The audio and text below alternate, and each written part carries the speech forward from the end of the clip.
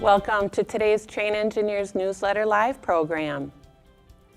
I'm Jeannie Harshaw, and today we'll be discussing the properties of high-performance air systems and provide some guidance on their design. We'll begin with a brief overview of the components that make up an air system in commercial buildings, and then quickly move into opportunities to optimize the system by minimizing internal and external losses. All the air handling equipment and distribution can be optimized, but if the layout is wrong, it won't be a high-performance system. So we'll review some considerations of system layout. And finally, we'll summarize with the properties of high-performance air systems by reviewing a cost and benefit analysis. To cover the topic today, we have system engineers Dustin Meredith and Ronnie Moffett. As always, we're not short on information today, so Ronnie will kick us off with an air system overview. Ronnie? All commercial buildings have an air system to move air into, out of, and throughout the building. Outdoor air will be introduced to provide ventilation for its occupants. Air may be exhausted for relief to properly pressurize the building. Air will be exhausted to remove indoor pollutants. And makeup air may be brought in to replace this exhausted air to properly pressurize the building. The outdoor air, along with the recirculated return air, will be conditioned to heat, cool, dehumidify, or humidify the building for the comfort of its occupants. This supply air will be filtered for the benefit of the building, occupants, and the equipment components conditioning the space. All of this air movement requires energy to condition, filter, and to deliver it to the spaces. This energy is the work required to move the air. Work is defined as the product of a force acting through a distance. For a gas, or air in this case, work is the product of pressure times volume. Power is the rate of doing work, the amount of work required per unit of time. So power is the product of the change of pressure, delta P, times the volumetric flow rate of air being moved, Q.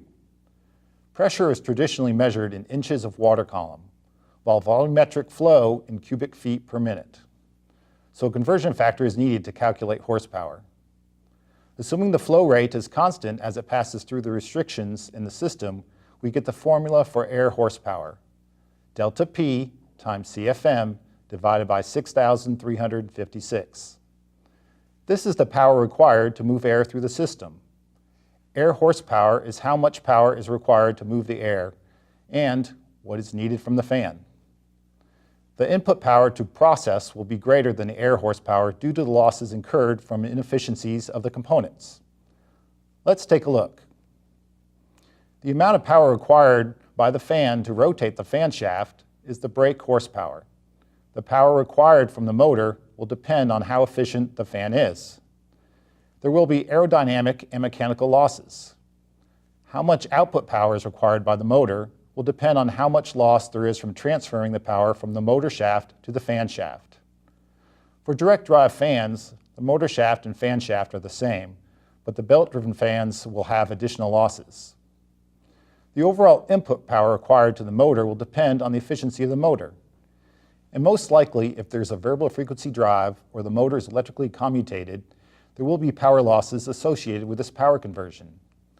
This will finally get us to the amount of line input power, the amount of power required from the facility. So when attempting to optimize the air system, we need to start with minimizing the required work needed to move the air. Let's look at an example system that requires 10,000 CFM and 4 inches of static pressure. This equates to 6.29 air horsepower. With a 71.3% efficient fan, the fan requires an 8.83 brake horsepower. This is a belt-driven fan with 5% loss in the drive, so the power required by the drive from the motor is 9.3 horsepower. This requires a 10 horsepower motor with a 91.7% efficiency. This means the power required at the motor input is 10.14 horsepower. The VFD is 95.5% efficient, so the line input power will be 10.61 horsepower. This is a typical design operating point for a central station air handler. Many jump right to the fan and the motor when looking to reduce the power required by the air system, but this can miss what is causing the required work by the fan and the motor. Optimizing fans and motors is a required step to designing an efficient system. But if the work the fan and motor are required to do isn't optimized, one is not designing a high-performance air system. If it were possible to have a 100% efficient fan and a 100% efficient motor and eliminate drive and power converter losses, this would still not ensure a low power requirement. In the example, the air horsepower is 59% of the required line power. That is, 59% of the input power makes it to the air. So if you could get 100% efficiency from all the components, the most you could reduce to power is 41%. One should start by looking at the source of this air power requirement when optimizing an air system.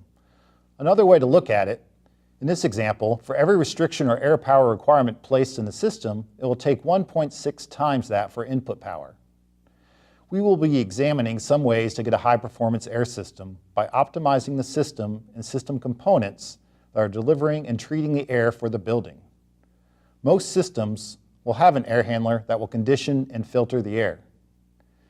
These have many different names depending on their purpose in the system. The unit could be 100% outdoor air, a DOAS, dedicated outdoor air system, an air handler that provides ventilation that is cooled and dehumidified in the summer and heated in the winter. A makeup air unit, a unit that provides air to replace displaced exhaust air. It may cool or heat the air. The unit could be a mix of outside air and return air, air recirculated from the space, for the purpose of conditioning the air. This may be called an air handling unit, AHU, or a rooftop unit, RTU. Air handlers that have exhaust air and energy recovery may be referred to as an energy recovery ventilator, ERV, or heating only, a heating recovery unit, HRU. Although these air handlers may have different names and different purposes, they have similar components: filters, heat exchangers or coils, fans, dampers, and other components that will require power from the fan to treat or condition the air. The distribution system may have additional equipment, such as relief or exhaust fans. Terminal equipment may be located at each zone that may also condition the air. The list here includes fan coil units, terminal boxes, fan terminal units, VAV boxes, chilled beams, blower coils, cabinet heaters, and unit ventilators. There will also be ductwork and diffusers to distribute the air to the spaces. How all these components are designed, sized, selected, and connected both physically and virtually by control logic will have a factor in how efficient the air system will be. Great overview, Ronnie. Now, as Ronnie just indicated, there are various things that can be done to reduce the total air horsepower the system requires to condition and treat the air. The first item we'll look at is minimizing the internal equipment pressure losses associated with moving and conditioning this air. Dustin will kick this section off with a discussion on fans. Dustin? Any optimization discussion should start with the device that's actually imparting energy to the air, the fan. One of the first decisions that needs to be made when designing an air handler is the choice of fan type. Specifically, whether the fan should be a house fan or a plenum fan. A house fan is a fan with an impeller contained within a housing or scroll. The scroll is present to guide the air before and after the impeller.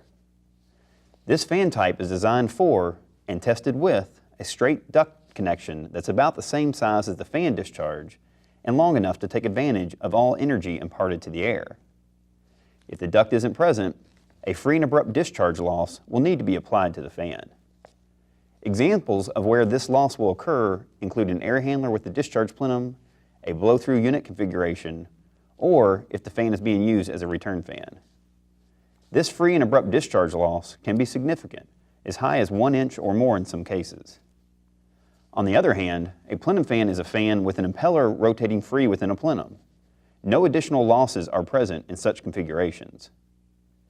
If looking at shaft efficiency alone, a house fan will appear to be the most efficient fan type. This is indeed true when the fan is connected directly to an appropriate duct. However, in all other air handler configurations, the plenum fan may result in lower energy consumed by the air handler.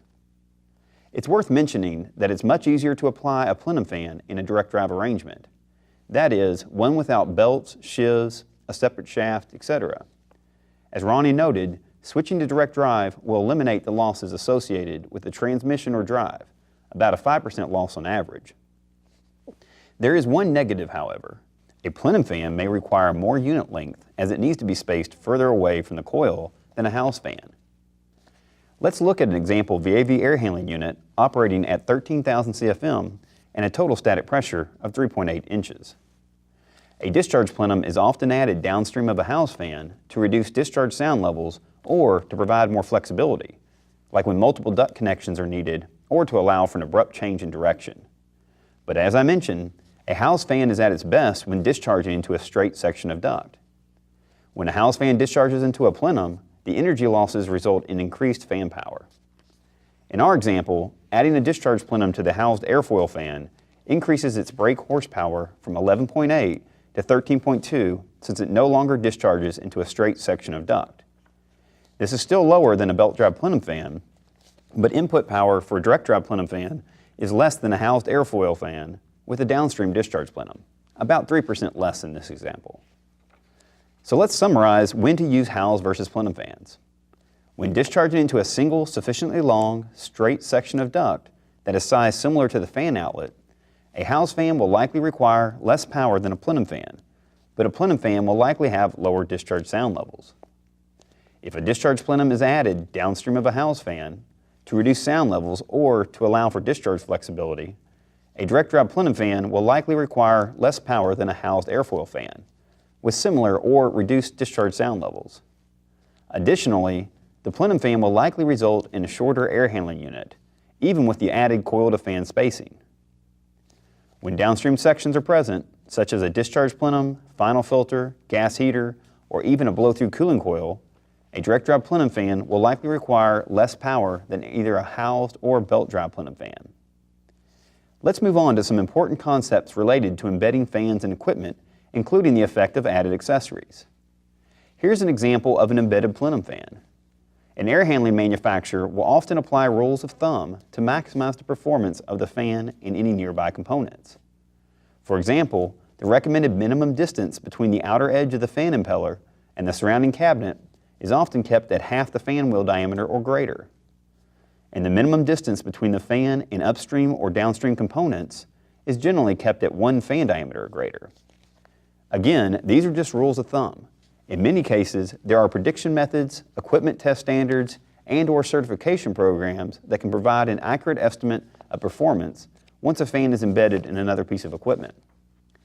For example, some publications from AMCA, SMACNA, and ASHRAE include information on how to estimate the effect a wall has on a fan. Check your bibliography for a list of these publications. Whenever possible, an equipment standard that includes all effects should be used. These standards will address a number of factors including fan type, fan quantity, component location, and unit orientation. A high-performance air system should also attempt to minimize any obstructions on the inlet or the outlet of a fan. Let's look at an example of a common inlet obstruction. 2 plenum fans were selected for parallel operation to deliver 40,000 CFM each at a static pressure of 1 inch. Air balance test reports measured the airflow at about 34,000 CFM through each fan with a static pressure at 1 inch. An investigation of the system revealed a potential problem. Airflow monitoring probes were mounted in the throats of the fan inlets. The throat of a fan inlet is one of the most performance-sensitive parts of a centrifugal fan. The velocity in the throat can be 10,000 feet per minute or higher, so obstructions can result in significant pressure losses. In addition, subtle changes in the velocity profile at the throat can have significant effects on fan performance. When the probes were removed, the performance increased to a little more than a desired flow of 40,000 with a static pressure at 1 inch. In other words, removing the probes increased the flow rate in this example by 25%. Now, I'm not saying that airflow monitoring should be avoided. Just be sure to account for a potential degradation in performance or ideally, select a less obtrusive device. For example, 1 or more piezometer taps could be mounted at the throat of the fan without any obstruction to airflow.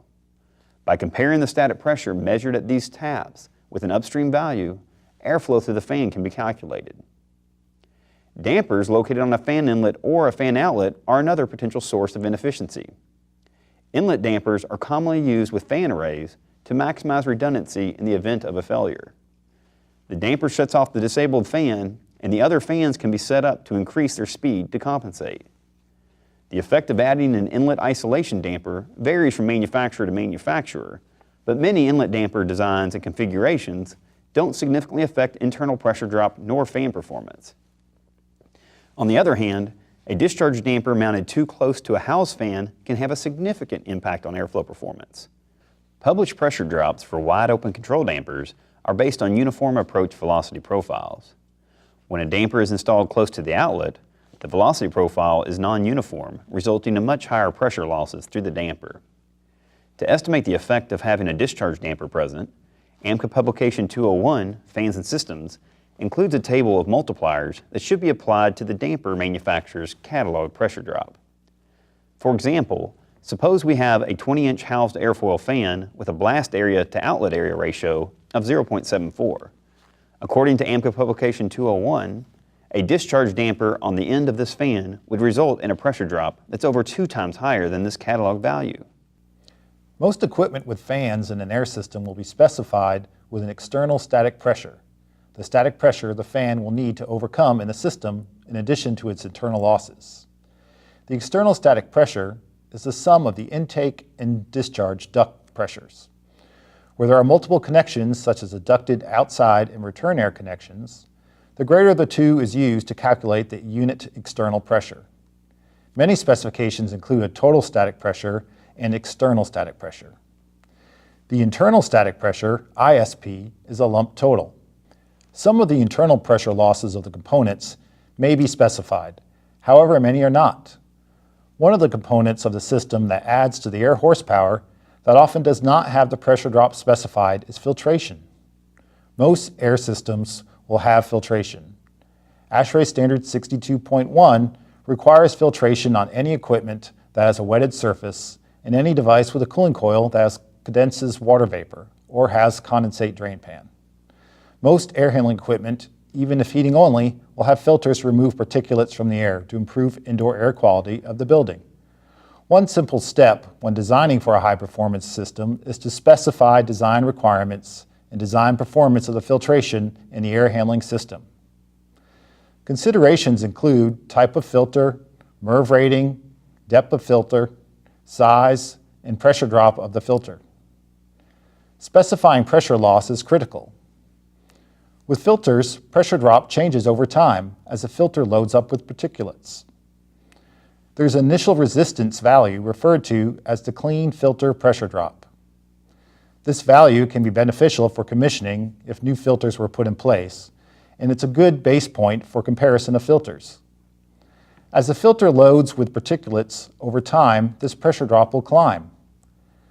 At some point, the filter will need to be changed out to a new one. This changeout point is referred to as the dirty filter drop. For an air handler, this is a specified value. The design engineer should specify at what point the filters are to be changed. This dirty filter pressure drop is needed to find the peak fan power requirement. Ideally, this is a cost-optimal point where the added power cost of a loaded filter exceeds the cost of the filter changeout. As operational hours increase, the pressure drop will increase. Air horsepower requirement will increase, and the power cost will increase. This power cost can be reduced by changing out the filters more often. However, the filter changeout has a cost also to consider. When both costs are considered, each system will have a point where the filter changeout will be cost advantageous. Where this point occurs is the ideal dirty filter pressure drop. This is the value that should be specified for peak fan power calculation. The value should be measured electronically by a transducer and sent to the control system to display, or a binary pressure switch to set this value to indicate changeout is needed, or a manual gauge to trigger changeout by the user of the equipment. What value this is will vary greatly depending on the application and how fast the filter will load up, as well as filter type, filter velocity, and cost of the filter changeout. For a majority of situations, this most likely is not known. There have been some studies on where this point is. What can be used is the past experience for the filter in a similar application. Some use a conservative estimate of twice the clean filter pressure drop. The important thing is the intent is needed to calculate the peak fan power. To get the high-performance system and make design choices of what system type and equipment type, a third value is often used. This is the midlife pressure. This is the average of what the system will see when at full flow. This is often used as a design pressure drop. Most building model software will not model filter loading. While dirty filter pressure drop may be needed for peak power, the midpoint between clean filter pressure drop and dirty filter pressure drop should be the value used in building models when calculating the air handler internal static pressure at full flow. If the model does include filter loading simulation, then the clean filter pressure drop should be used for the equipment, with a difference between dirty and clean as the added dirty filter pressure delta. So there are three values: clean filter for commissioning, check, and comparison; midlife filter for design value for modeling and system energy evaluations; and dirty filter for maintenance use and peak power check. Now that we know the required pressure drop values for the desired MERV-rated filter required for the application, we can look at ways to reduce the air horsepower required. One option to save energy is to increase the area of the filters. Surface area impacts air pressure drop, airspeed, efficiency, dust holding, and maintenance intervals. One of the most effective ways to increase face area and decrease filter pressure drop is to use a bank of angled filters versus flat filters. This is most efficient for 2-inch and 4-inch deep filters. Flat filters will use the least amount of space in the unit and have more depth options. But by angling filters, more filters can be placed in the airstream. Thus, angled filters will lower pressure drops and extend the change-out interval required. To increase face area, filters are pleated, and this pleating can be optimized to increase face area. Pleat design varies among manufacturers, and some designs can be better than others. Area can be increased by increasing the depth of the filter. Deeper filters for the same MERV rating can hold more dirt, go longer between changeouts, and have an air pressure drop lower for the same MERV rating. Some drawbacks, however, may be that deeper filters will require more space in an air handling unit. Sizes may be more limited, and they cost more. The type of filter rack will also have an effect. A side-loading versus a front-loading filter will make a difference. A side-loaded filter will require the least amount of access, which allows for a shorter unit length and lower cost. The rack design also enables the largest filter face area for the air handling unit, with minimal block-off of the airstream. Front-loading filters clasp in place to reduce the filter bypass, but vertical supports will take up some face area. If the equipment is very wide, this may be required for service or inspection of the filters.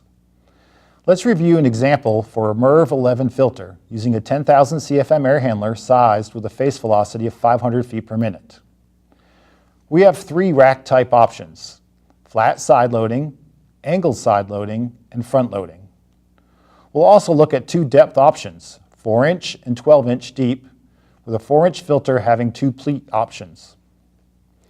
A 4-inch flat filter with a side-loading rack will allow the filter to fill in almost the entire area available with a face velocity of 514 feet per minute. The standard filter will have a pressure drop of 0.34 inches. By going to a premium pleat design, the pressure drop is decreased by 27% to 0.25 inches. Angling the filters increases the surface area, reducing the face velocity to 360 feet per minute. This results in a 40% reduction in pressure drop. Using 12-inch cartridge filters limits the filter sizes and decreases face area. The result is an initial pressure drop that's about the same as a 4-inch to fit in the same space. Going to a front-loading rack further increases the face velocity and pressure drop. A takeaway from this example is that the same depth and MERV rating, the highest pressure drop 4-inch filter is more than twice the lowest for the same MERV rating. This brings us back to the importance of scheduling filters. MERV rating, face area, or quantity and sizes, along with clean, midlife, and dirty filter pressure drops are all needed to get a high-performance air system. Let's look what can happen when filters are not properly scheduled and only a total static pressure and an external static pressure are scheduled for the air handler. This is the unit listed in the schedule, 5,000 CFM with 3 inches of total static pressure, of which 1.5 is the external static pressure. This leaves 1.5 inches for the internal static pressure losses. The unit is equipped with a 2-inch angled MERV 8 pre-filter and a 2-inch angled MERV 13 filter. Here you can see the clean, midlife, and dirty pressure drops for the filter in this unit. To optimize fan energy, the dirty pressure drop used to trigger filter changeout is twice the clean filter pressure drop, 0.9 inches in this example. To size the fan motor for peak power, this dirty filter pressure drop was used for the scheduled total static pressure. In this example, the pressure drop through the coils and dampers totals 0.6 inches, resulting in an internal pressure loss of 1.5. Adding that to the 1.5 inches of external pressure loss, we get to 3 inches of total static pressure listed in the schedule for the peak fan power calculation. As the table on the previous slide showed, the pressure loss can fluctuate more than 100% for the same depth and type of filter. Not scheduling the filter details can risk variation of what will be supplied. For instance, a unit could be provided with flat filters versus angled based on clean filters versus dirty.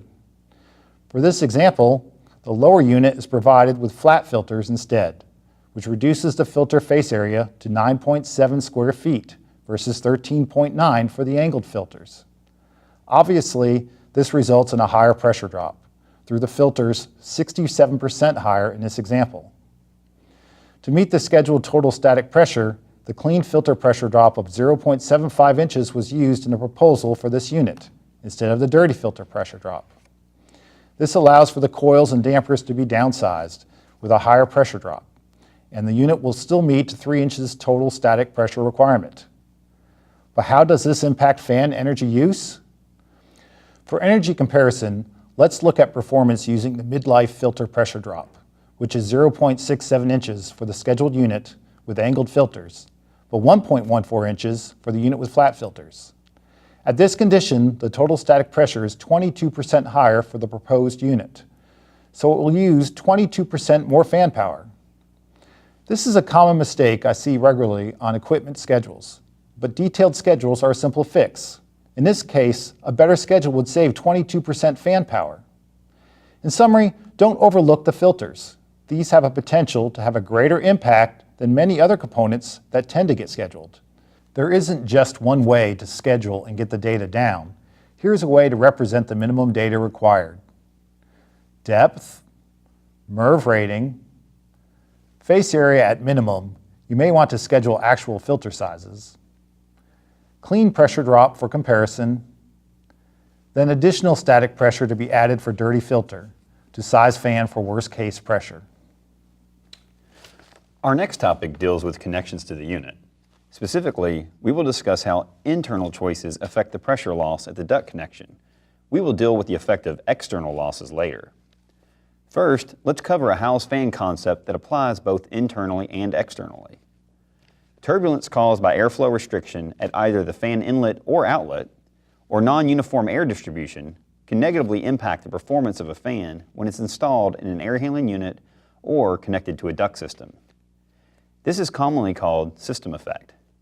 System effect prevents the fan from operating as it did under laboratory rating conditions. System effects related to the fan inlet or outlet generally occur when the fan is not allowed to establish a uniform velocity profile, as depicted here. Locating an elbow too close to the fan discharge is a very common cause of system effect. This figure depicts 4 possible arrangements for an elbow.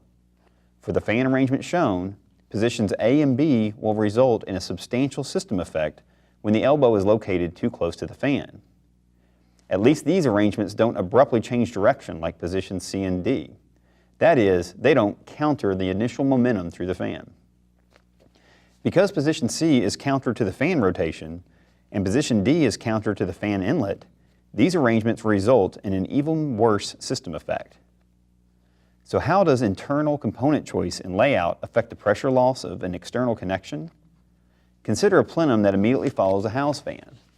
The location of an opening relative to the fan discharge orientation will affect the pressure drop and hence the energy usage. Basically, the opening location relative to the fan can be viewed as a virtual elbow. If the opening is located counter to the orientation of the fan, the pressure losses will be higher. Let's look at an example.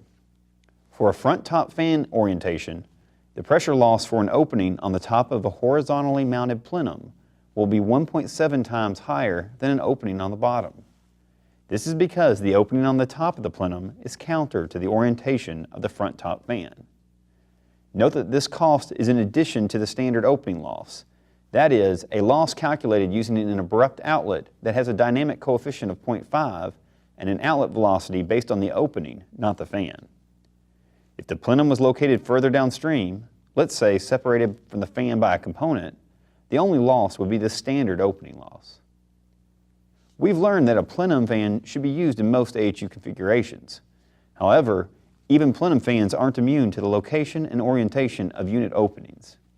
If a duct connected directly to a plenum fan section, very close to the rotating impeller, the losses will be higher than if located further downstream.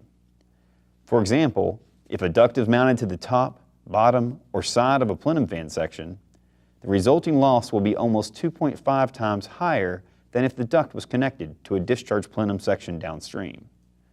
And if a duct is mounted directly to the end of a plenum fan section, the resulting loss could be more than 5 times higher. However, when the opening is located in a discharge plenum a little further downstream, only the standard opening loss will apply. As we've illustrated here, moving an opening further downstream, especially an axial opening, can reduce the pressure loss associated with the opening considerably. Now, this standard opening loss we've been talking about assumes an abrupt exit. If we could use a smooth exit, like a bell mouth, we can reduce this loss substantially, from a dynamic coefficient of 0.5 to only 0.03 if the radius is 20% of the duct diameter or greater. Bell mouths are widely available for round duct. Even with rectangular duct, however, consider a rounded exit to minimize the pressure drop. Also, be sure to avoid sharp edges. If the duct is larger than the unit opening, it could behave like an abrupt outlet, which can carry a dynamic coefficient of 1.0, a loss twice that of the opening itself. Controlling noise at its source is the most cost-effective solution for providing quiet comfort in the space. If the noise targets are exceeded, one option is to add a silencer in the ductwork, ideally at the wall separating mechanical room from an occupied space. The alternative is to control the noise much closer to the source using a unit-mounted silencer. A silencer that's mounted in a unit will be much larger and can be selected to operate at a much lower velocity. As a result, the spacing between the attenuation baffles can be much narrower, which results in increased acoustic performance. Let's explore all the advantages that can be realized with a unit-mounted silencer. This chart illustrates the cataloged acoustic performance of 2 silencers, one selected for a high-velocity duct application and the other for a low-velocity unit application. As can be seen, the unit-mounted silencer performs much better than the duct-mounted silencer, 7 dB quieter at 500 Hz in this example, a very important octave band for speech-sensitive applications like a classroom. To make matters worse, the regenerated noise, the noise actually created by the silencer, is almost 4 times louder in logarithmic terms, and the silencer is now mounted much closer to the space. Since silencers are designed to minimize pressure drop in an effort to minimize noise, the pressure drops are similar, with the unit-mounted silencer being a little bit lower. Finally, a duct-mounted silencer requires a significant amount of space both upstream and downstream of the silencer to fully realize the catalog performance. An air handling unit, on the other hand, rated in accordance with AHRI Standard 260, will include any effects of the silencer being mounted within a cabinet. A unit-mounted silencer isn't without its drawbacks, which include increased unit footprint and increased first cost. However, it's simply not possible to get the same performance out of a duct-mounted silencer without making it significantly longer. As with most of the components in the air system, the bigger, the more face area, the less pressure loss and more efficient the system can be. This is also true for coils. So let's look at some ways to reduce air pressure drop for the same coil face area, starting with fin design. All coils are not the same. Many years of research have been invested to optimize the heat transfer characteristics of fins. For cooling coils, fins also have to be designed so that the condensate is removed from the air to the drain pan effectively to to minimize moisture carryover. A more efficient fin design results in less fins per foot of tube required, which will reduce the overall pressure loss. Holding all variables constant, two-way fin designs can have a 5 to 15% difference in air pressure drop for the same performance in cooling or heating. For hydronic cooling coils, to improve performance and thus reduce air pressure drop, the tubes can be enhanced to make the flow more turbulent. Turbulent flow will increase the heat transfer rate, allowing for a reduced number of fins or rows. The trade-off is higher water pressure drop. This may or may not add to the pump power depending on where the coil is in the chilled water system. The benefit of enhanced tubes or premium fin design offers will vary as there are a lot of variables in airflow and water flow to consider. So let's look at an example DOAS cooling coil using two different fin types and enhanced versus non-enhanced tubes to gauge the potential impact. The Type 1 fins have higher pressure drop and higher heat transfer characteristics. The Type 2 fins have lower pressure drop and lower heat transfer characteristics. At the design, the coil is cooling 95-degree dry bulb, 78-degree wet bulb air to 55 degrees. This is a 10,000 CFM unit utilizing 102 GPM of chilled water supplied at 44 degrees and returned at 60 degrees, 16-degree delta T on the chilled water side. If the main goal is the lowest air pressure drop, then fin Type 2 with enhanced tubes will be the answer. If water pressure drop is primary concern, fin Type 2 without enhanced tubes will be the answer. Fin Type 1 in this case is more efficient at heat transfer. It will enable downsizing the coil to 6 rows. So the most optimized in terms of a balance in air pressure drop, water pressure drop, and cost in this case would be fin 1 with enhanced tubes. We learned from this example that for the same chilled water, coil circuiting, tube diameter, and face area, there's a 23% reduction in the required air horsepower from the highest to the lowest pressure drop coil by just changing the fin type and enhancing the tubes. What happens if we change the circuiting of the coil? Taking out all other variables, changing tube diameter and circuiting can reduce air pressure loss. Again, there's a balance of pump power versus fan power. This is an example for a 72-inch long coil cooling mixed air at typical conditions without enhanced tubes. The blue portion of the bars represent the air horsepower requirement for the coil, the power required from the fan. The red is the water horsepower requirement, the power required from the pump. There are a lot of variables to consider, but in general, this graph shows that the partial circuiting may reduce the air pressure loss, but pump power requirements may start to rise. And vice versa. Increasing the circuiting will decrease the pump requirements, but the power required from the fan will start to climb. This balance between pump energy and fan energy will change based on airflow volume and conditions in coil length. The longer the coil width, the better full or dual circuiting may look. The shorter the coil, the better partial circuiting will look. The coil size, fin design, circuiting, tube size all can be varied for an optimal design. There are a lot of variables. So many, we recently published a Trane Engineers Newsletter Live program on just coil selection and optimization alone. We just covered a lot of information. The important point to make here is don't just optimize the pump, chiller, or boil energy and forget about the fan energy. Dampers are needed to isolate or control airflow.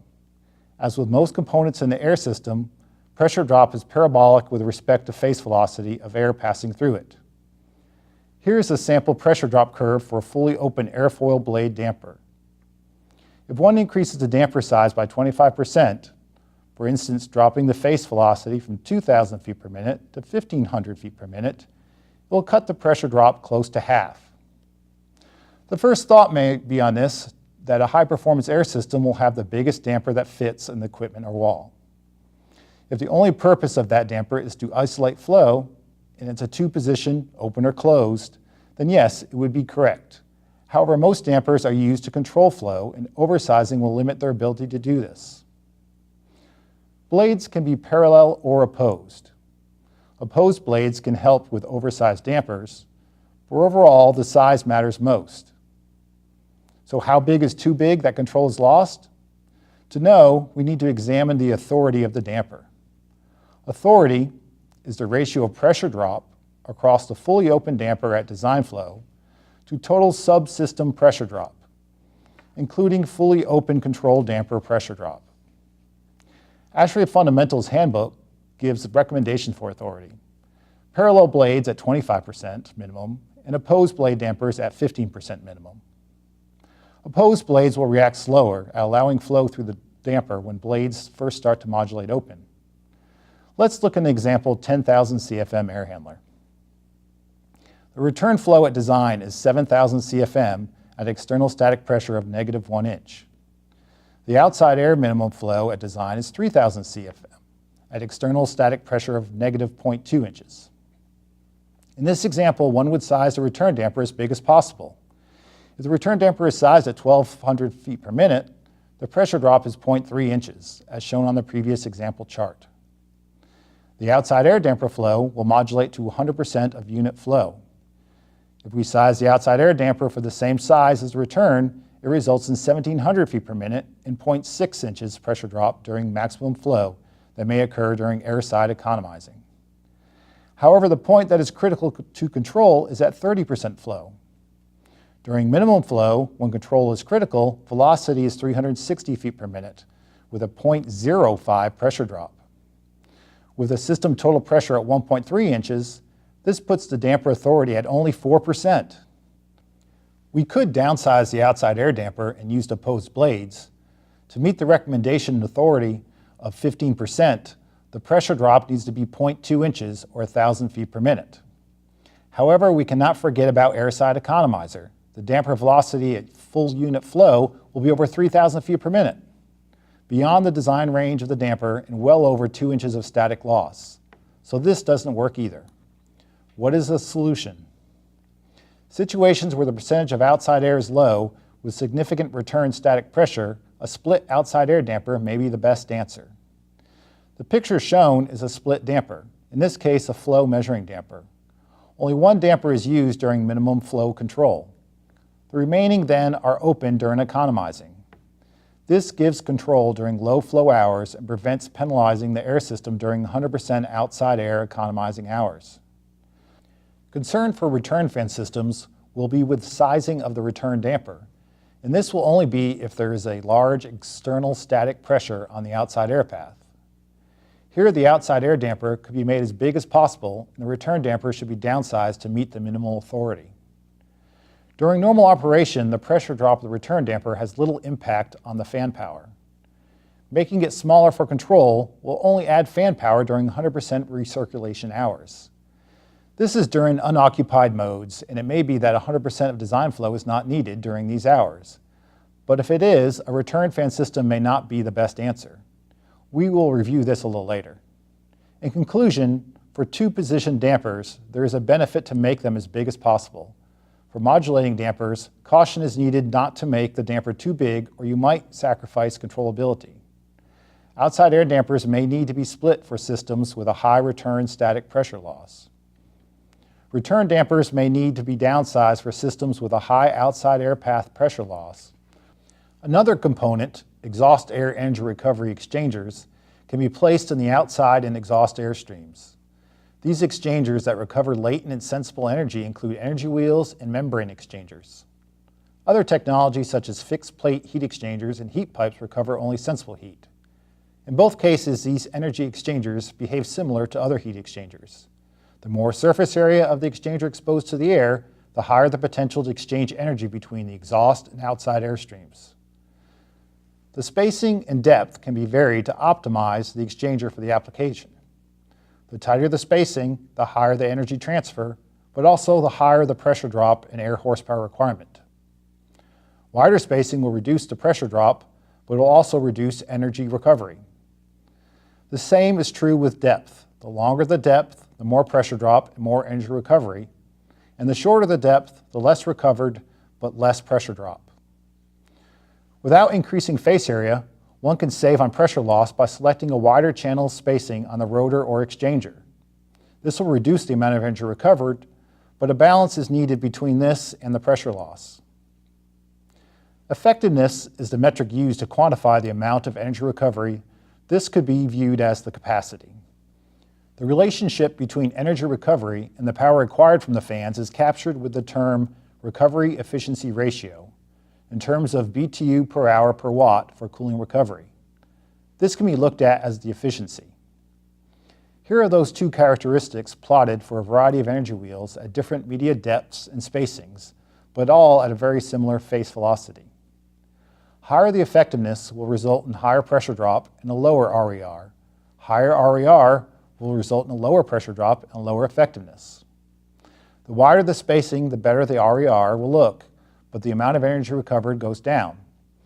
So a heat exchanger may be highly efficient, but it may be highly efficient at doing less work, which will require more work for the heating and cooling systems at a lower efficiency.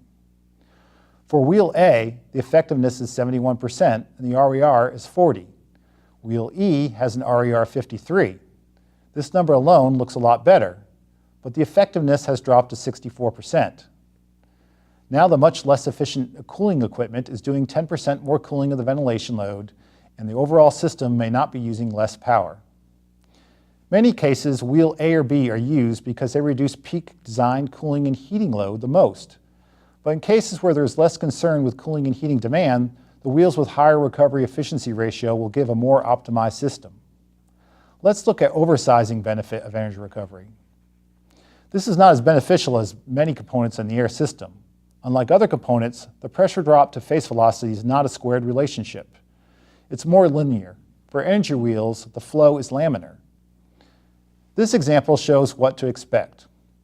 One could double the size of the energy recovery wheel, but would recover only 10% more of the exhaust energy. The benefit is primarily on the pressure drop savings. Doubling the size will come close to halving the pressure loss. So for systems with exhaust energy recovery, air horsepower can be reduced, but it will likely increase the burden on the heating and cooling system unless space is available for larger exchangers. Now we've talked about the restriction in the airstream that provided benefit to the building in terms of air conditioning, air filtration, or acoustics. Each one can be optimized. But what about things external to the system? The first thing to consider is air leakage. If the ductwork or equipment leaks 5% of the air, that's 5% more flow or power required. To minimize this, as with the filter example, specify the leakage rate. ASHRAE 111 is the rating standard on casing leakage for air handling equipment. One could also specify the pressure testing of the equipment and ductwork. The other major considerations include limiting field work on the air system, factory installed devices versus field cut penetrations, recessed in-unit dampers versus externally mounted, factory cut openings and duct connectors versus field cut flash duct connections. These will get the connections the right size where they need to be to reduce system losses from transitions and reduce flashing, elbows, or T's in ductwork where leakage can occur. Today, Revit models of equipment are readily available during design to ensure openings are where they need to be. This not only reduces leakage rates, but field installed costs. Unit installed controls can make a big difference too. For instance, flow measuring in the equipment at the intakes versus ductwork. Every mounting bracket, power supply, or control wire is a potential leakage path that will add air horsepower. So specifying leakage rate on the equipment and ductwork is important. But if all the electrical and control components are field mounted after install, one could easily get 5 to 10% leakage from all the penetrations and connections. We previously discussed how internal choices affect pressure loss at the duct connection. Now let's turn our attention to external choices.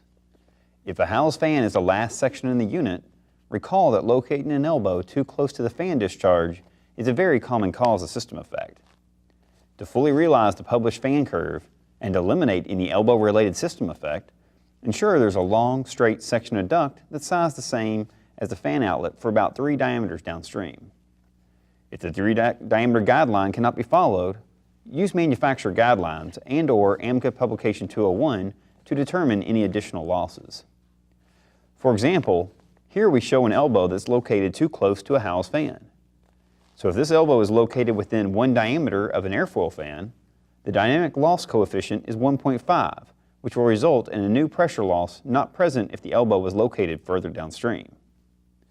A high-performance air system design should attempt to minimize additional losses like these. Another option to consider if the 3 diameter rule cannot be followed is to add a plenum to catch any transitions or elbows. As we mentioned earlier, a standard opening out of a plenum will have an exit loss with a dynamic coefficient of only 0.5. If a plenum is being provided by an equipment manufacturer, this loss will be included as an internal loss. If the plenum is added in the field, this loss will need to be accounted for as an external loss. Let's look at an example of how a plenum can solve a number of duct design challenges near a unit. Say the design calls for a main duct, size different from the fan, to be located along the ceiling of a mechanical room. If the image shown, this duct is connected to a factory-provided unit plenum and contains a transition connected directly to the plenum. An elbow immediately follows the transition. This design would carry a significant pressure loss between the unit and the duct running along the ceiling. If we could simply extend the plenum vertically, an opening could be provided to catch this duct. So in this example, we've eliminated a number of losses, some unknown, to the standard plenum opening loss only. Any discussion about a high-performance air system will need to address duct design. As this subject alone is considerable, we'll focus on just a few guidelines here. We'll start with the discussion on velocity and cover some hot topics regarding fitting placement. We will briefly discuss the benefits of round versus rectangular ductwork and end with a list of available tools. This table tells the duct velocities that should not be exceeded for 3 noise criteria targets. These targets range from a larger space, like a gymnasium, to an acoustically sensitive space, like a classroom or a church. Maximum velocities are presented for both rectangular and round ductwork, located in varying distances from the occupied space. First, notice that main ducts are afforded higher velocities. The further or more isolated a duct is from the occupied space, higher velocities will be less of a concern. Second, notice that higher velocities are allowed with round ductwork, about 70% more when considered holistically. This table is more or less for straight duct runs. If there are elbows present, the velocity should be lowered to keep any turbulence-induced noise and pressure drop at a minimum. From an energy perspective, a reduction in velocity will result in an exponential reduction in pressure and ultimately power. Fitting placement is an all too often overlooked topic. These examples of poor duct installation practices come from the ASHRAE book entitled A Practical Guide to Noise and Vibration Control for HVAC Systems, an excellent reference on a variety of design topics. Not only will poor duct design and poor installation practices generate sound-producing turbulence, a dramatic increase in pressure drop can be expected. This increase in pressure drop makes the fan work harder, resulting in additional fan noise and increased energy use. In particular, close-coupled fittings that result in changes in airflow direction should be avoided. When an airstream is forced to change directions, the velocity profile across the duct also changes, thus causing turbulence in the air leaving the component. System designers generally just add the losses in these cases, but the reality is that the additional turbulence will increase the pressure significantly and unpredictably. If the velocity profile is not equalized before the next change in direction, the turbulence can create unexpectedly high pressure drop and noise. Sometimes, simply reducing the velocity by increasing duct size can minimize the turbulence and noise, but it's best to avoid these situations when possible. Here are a few more fitting examples. We mentioned sharp edges when discussing plenum outlets earlier. Similarly, avoid sharp edges in the ductwork, especially at branch duct takeoffs. Make sure the trunk duct opening is large enough to take advantage of the branch's smooth entry, if one is present. Also, be careful at T's and junctions.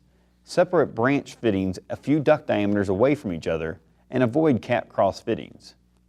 For example, the dynamic coefficient of the cap cross fitting shown is 23 times that of the smooth Y. A major duct design decision that can have a heavy influence on energy use is the choice of round or rectangular ductwork. Let's investigate a number of considerations when making this decision. During Ronnie's leakage discussion, we saw how important leakage in general can be to overall energy use. Even with today's duct installation practices, it's hard to get leakage in a rectangular duct system below 3%. Round duct, on the other hand, can result in leakage rates below 1%. Due primarily to the aspect ratios necessary with most rectangular duct systems, round ductwork will result in less duct heat gain. During our velocity discussion, we noted how the maximum velocities are higher for circular ductwork. With a high velocity system, round ductwork will occupy less space. And considering the reduction in material, round ductwork can cost less. So consider round ductwork whenever possible. It will result in a more efficient system that occupies less footprint and can lower initial job costs. There are a number of tools available to assist a designer of duct systems. For starters, ASHRAE and SMACNA publish loss calculations for a wide variety of fittings. The ASHRAE duct fitting database in particular has been recently updated to include an integrated database, fully available input-output calculations, and table data properties, and easily viewable calculations that update in real time. You're probably familiar with a handheld rotating calculator like the one shown. These are used for sizing supply and return duct systems using the equal friction design method. Electronic versions of this type of tool are also available. Advanced duct design strategies can save a tremendous amount of energy. High velocity round duct sized with the static regain design method will generally require the use of a computerized program for proper system design. Thanks, Dustin. So in this section, we learned that leakage can have a significant impact on energy, and connections to the unit are very important, particularly for a house fan. We saw how a plenum can be used to address many air distribution challenges, and we ended with a discussion on duct design. And earlier, we talked about optimizing energy recovery heat exchangers, specifying filters, optimizing coils, and other components. All of these could be optimized, but Ronnie, how are they put together that can make a difference? One could fully optimize the components and distribution system in the air system and still not have an optimized system. The arrangement of components and equipment can make a difference. For example, what about the position of relief fans? Do I use return or exhaust? The power to remove the relief air will differ based on this fan arrangement. Return fans are traditionally used for systems with high return duct static pressure. Not only will utilizing a return fan alleviate some of the work required by the supply fan, the system will require less work from the fans. If there is not a high return duct static pressure, the return fan may still reduce the size of the supply fan. However, overall, it will require more fan power than an exhaust fan system. Care also needs to be taken using return fan systems if there is a high loss on the outside air path or exhaust path. This would be the case if the unit is located in the building where there are long duct runs to the outside air intake or exhaust outlet. This is also when there is exhaust energy recovery. Here, a return fan system will often require more fan power than an exhaust fan layout. For example, here's a return fan and exhaust fan system. A unit with 10,000 CFM supply air, 4,000 CFM outside air, 6,000 CFM return air, and 3,500 CFM exhaust air. The unit has 2 inches of internal static pressure, 1 inch of supply external static pressure, 0.5 inches on EA and OA path. Which system requires more air horsepower will vary based on the return static pressure. The two differences are that in the return fan system, the relief fan is penalized as it sees more airflow, 9,500 CFM versus 3,500 CFM in this example. The other difference is the exhaust fan system supply fan is penalized as it sees more static pressure. At low return static pressure, 1 inch, the air horsepower removed from the supply fan by the return fan is less than the air horsepower added to the return fan. So the system requires more air horsepower from the fans to use a return fan. At higher static, 3 inches, the air horsepower removed from the supply fan by the return fan is more than the air horsepower added to the return. Thus, the return fan system uses less air horsepower than an exhaust fan. Depending on the percent outside air, results may differ. In this example, the cross point on air horsepower, the total power required from the fans, is approximately 1.75 inches external static pressure on the return duct. This means that at 1.75 inches and above, a return fan system requires less power from the fans.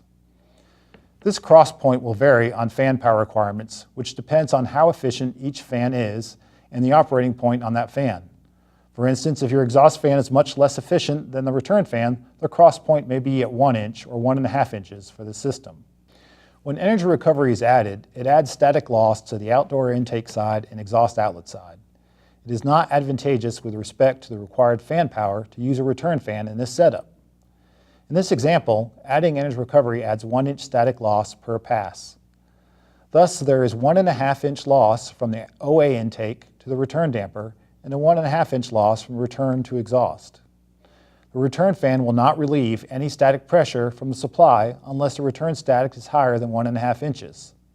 After this point, the extra energy added to the return fan from the energy recovery device negates any load removed from the supply until the return static pressure is greater than 5 inches. With energy recovery, sometimes it might be necessary to utilize return fan because of exhaust versus return fan selection at design flows. However, when this is done, it will add to the power required from the fans. Dustin will go into detail about how these fan selections influence the overall system power. Our next topic deals with fan selection, how to handle exhaust fans with two modes of operation in particular. Before we delve too deep, let's explore what makes a good fan selection in general. Most fan curves will include a do not select line boundary on the left-hand side of the curve. This line is sometimes referred to as a stall line or a surge line. Fans tend to be most efficient along a system curve that's near this do not select line, illustrated by the green line here. So for the example supply fan operating point shown, we can conclude that this is an efficient selection for a supply fan. However, this same fan would result in an inefficient selection for an exhaust fan. Suppose we were able to translate the fan curve to the right, which can be accomplished by increasing the fan diameter or fan width. This new curve illustrates a good selection for an exhaust fan. However, this new fan would not work for a supply fan, as the selection point would be in the do not select region. This approach holds in general. A more efficient selection for an exhaust fan will likely require a larger diameter or larger width than that used for a supply fan. Now that we understand how to make a good fan selection, let's address how to select fans that can handle two modes of operation. We'll start with an example. Suppose we have a rooftop exhaust fan economizer system with a central supply fan and a central relief fan. 10,000 CFM is required to condition the space, and the ventilation requirements are about 4,000 CFM. During design, we will exhaust 3,500 CFM from the building to maintain proper building pressurization, but during full economizing, we will exhaust 9,500 CFM. There are a number of common ways to handle these widely varying operating points. One is to size the central relief fan to handle both modes. Another is to size the central relief fan for one mode and size a remote relief fan for the other mode. Yet another is to use multiple fans for one mode and a different fan quantity for the other. First, the central relief fan sized to handle both modes. Notice how the two operating points span almost the entire fan map. The fan needs to be sized small enough to handle the design operating point, but it also needs to be selected with a wide enough operating range to handle the full economizing operating point. Perhaps this would necessitate a higher fan class, one that is designed to operate at high speed. Depending on the building type and climate, the unit will generally operate somewhere between these 2 points.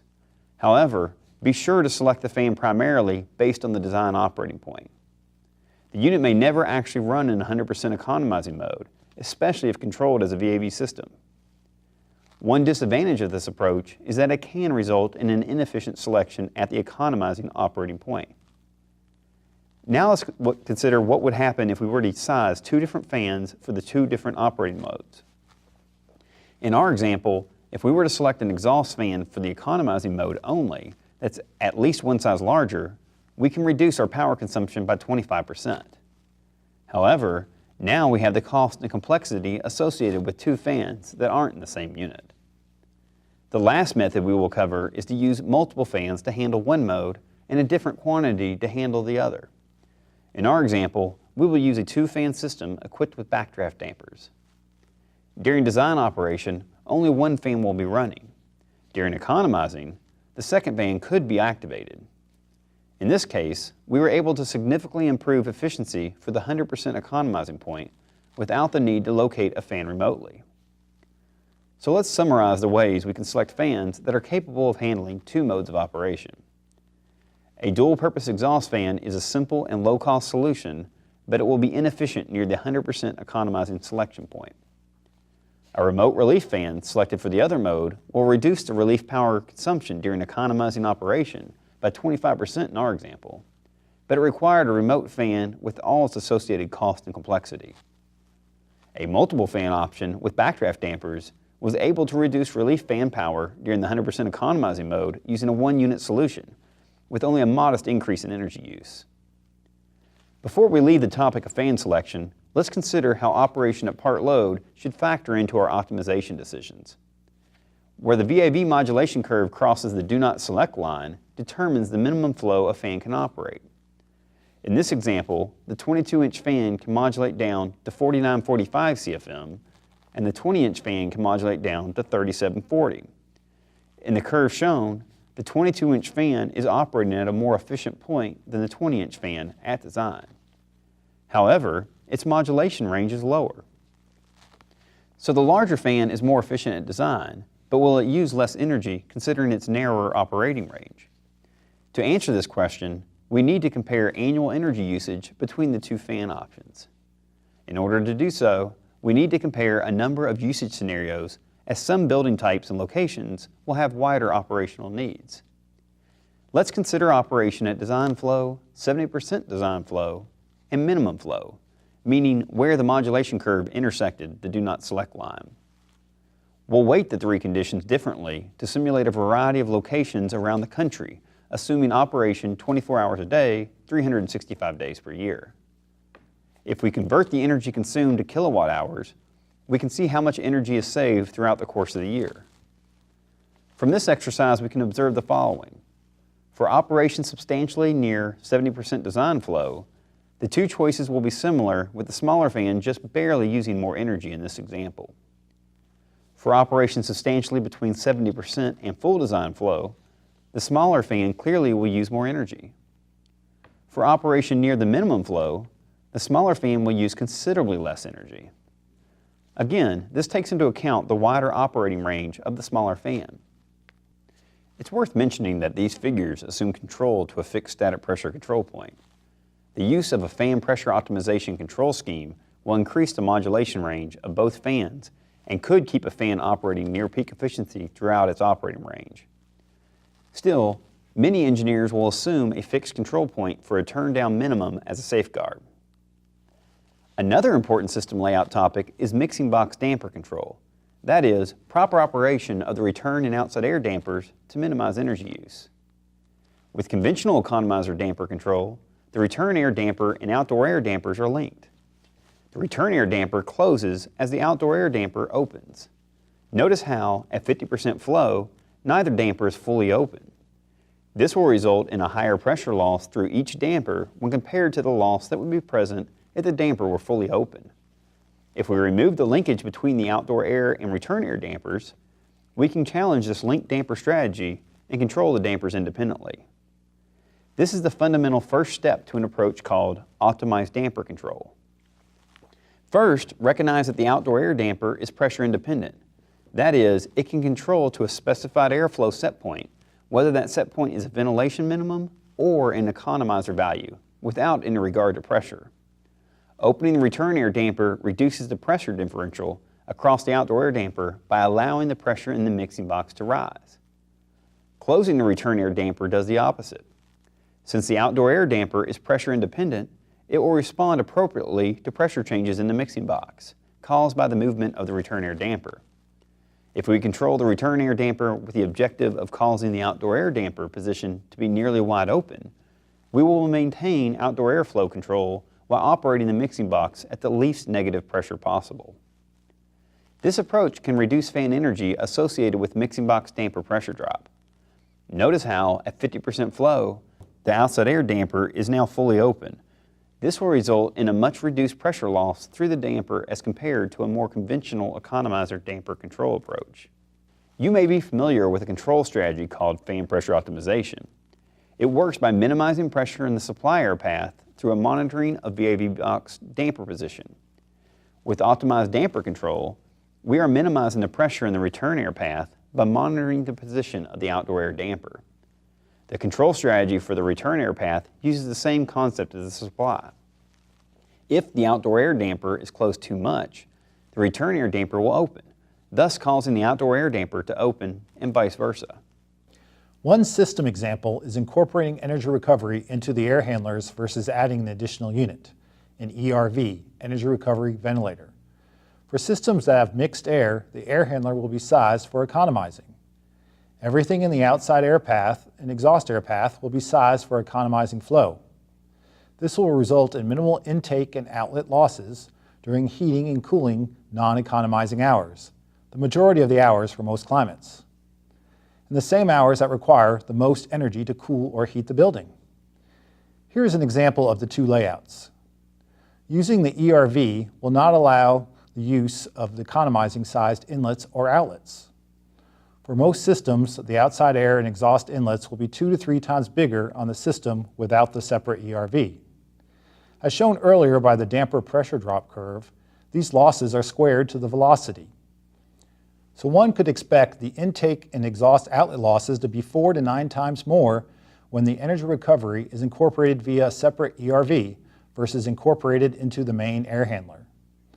The penalty of adding a standalone ERV will be even greater if there is significant return duct pressure. For example, adding energy recovery to this system by incorporating it into the air handler will not increase the design day fan power on the supply fan. The wheel, plate, or membrane exchanger could have a 1-inch pressure drop and it will not add to the supply fan losses. The return air path is the greater restriction in the system and is what sizes the supply fan. The opposite may be true. Adding energy recovery may reduce the design supply air horsepower requirement. If the coils are required to do less heating and cooling, the coil pressure drop will go down and the supply fan power will go down in this system with the addition of energy recovery. Back to our ERV example. For a 10,000 CFM VAV unit with 5,000 CFM ventilation requirement, the approach of standalone ERV would add an additional 30% fan power on design day. This is from not taking advantage of economizing sized openings and oversized filter, using a booster fan, and using smaller, more inefficient fans. And this is for a system that has 50% outside air. If it were 40% or 30% outside air, the results would show even a greater difference. The key is to evaluate to see what the difference is.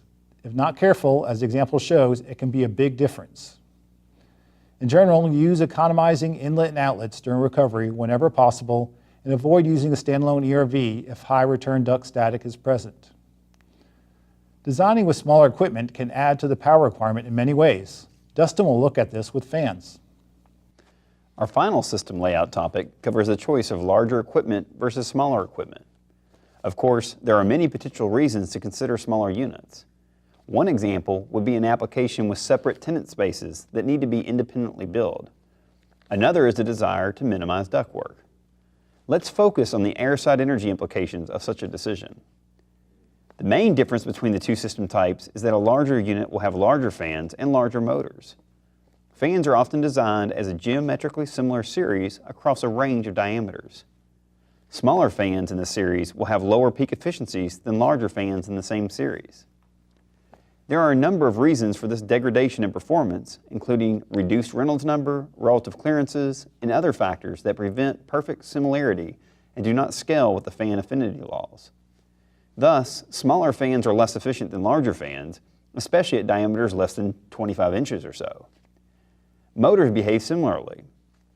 Larger motors have more physical space available for wiring, which will reduce internal resistance and air gap losses. Also, friction and windage losses remain relatively constant with increasing motor size, so their relative impact on efficiency become much less significant with larger motors. Thus, smaller motors are less efficient than larger motors.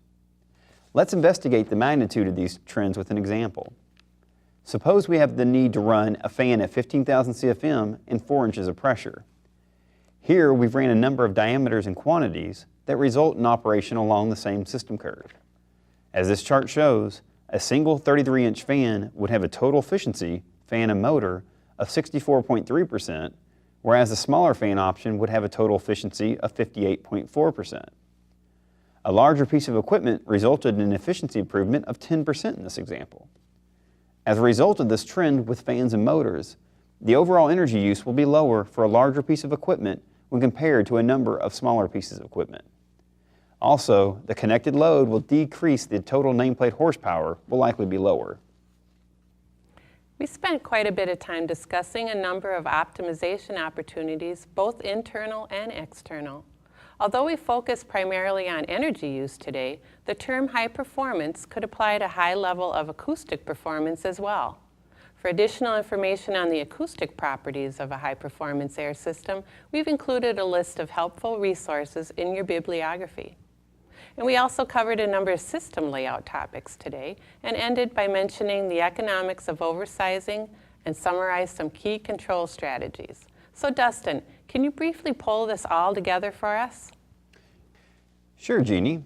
To summarize, let's look at a brief example. Using just some of the components we talked about today, a high-performance size damper, filter, coil, and unit discharge in particular, we can reduce internal static pressure by 1/2 with the same size footprint. For the system pictured, we can reduce the fan power by 1/3 without even considering the system design nor external components. When air leakage, equipment placement, quantity of the equipment used, size, and ductwork are considered, this fan power can be reduced further before anything is upsized. I think it's safe to say a 1/3 to 1/2 fan power reduction from maybe a good to a high performance system is feasible. Thank you both. We hope you found a lot of this information useful. As always, the bibliography included in your handout provides more information on where to find a number of resources and tools mentioned earlier or related to today's topic. For those of you seeking continuing education credit, be sure to check our continuing education programs, which include many past E&Ls, all free and on demand. And please remember to fill out a survey and let us know what you thought of today's program. AIA members, please turn in your member information to your local site coordinator. And finally, please ask your local host about details for the remaining Engineers Newsletter Live programs for this year and for 2018. In the next E&L, we'll be discussing demand response in commercial buildings, so please plan to join us. Thanks for your time today. We look forward to seeing you next time.